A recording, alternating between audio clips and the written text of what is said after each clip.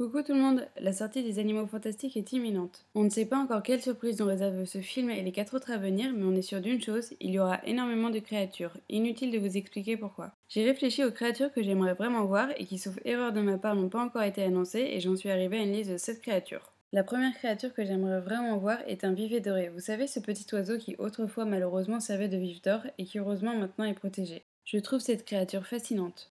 La présence de gnomes me plairait aussi, surtout que selon Norbert lui-même, on en trouve en Amérique du Nord, lieu où se déroule le premier volet des Animaux Fantastiques. Bien que ce soit des créatures nuisibles, je ne sais pas vous, mais je ne peux m'empêcher de les voir comme des créatures mignonnes. D'ailleurs, je sais qu'on a la possibilité de voir ces gnomes et de s'en débarrasser dans plusieurs jeux vidéo.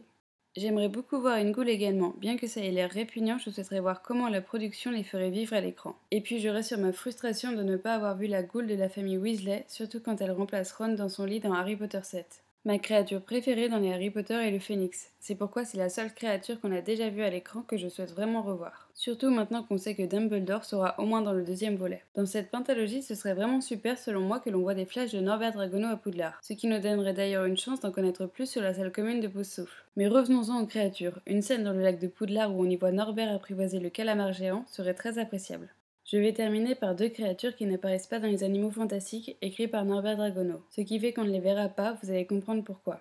La première est un ronflac cornu, vous savez ces créatures que Luna et son père imaginent. Bien qu'ils aient déjà été imaginés pour une fresque murale de la maison des Lovegood, j'aimerais les voir prendre vie. D'ailleurs, pour ceux qui ne savent pas, Luna est mariée avec Rolf Dragono, le petit-fils de Norbert Dragono, et non pas avec Neville. Ce qui se passe entre eux dans HP7 partie 2 est un ajout scénaristique qui ne correspond pas du tout au livre. Enfin, la dernière créature qui est impossible à voir mais que je rêve de voir est un scout à pétard. Ce n'est pas possible car c'est Hagrid qui les a créés en croisant des manticores avec des crabes à feu en 1994. J'étais hyper énervée après avoir vu HP4 au cinéma et vu qu'il n'y avait pas mis les scouts à pétard. Depuis, à chaque fois que je regarde HP4, bien qu'il y ait d'autres éléments qui me dérangent, ma déception est toujours présente au niveau des scouts à pétard. Voici donc la liste de créatures que j'aimerais voir sur grand écran. En concluant cette vidéo, je remarque que ce sont beaucoup de créatures des livres Harry Potter qui n'ont pas été inclus dans les 8 films Harry Potter.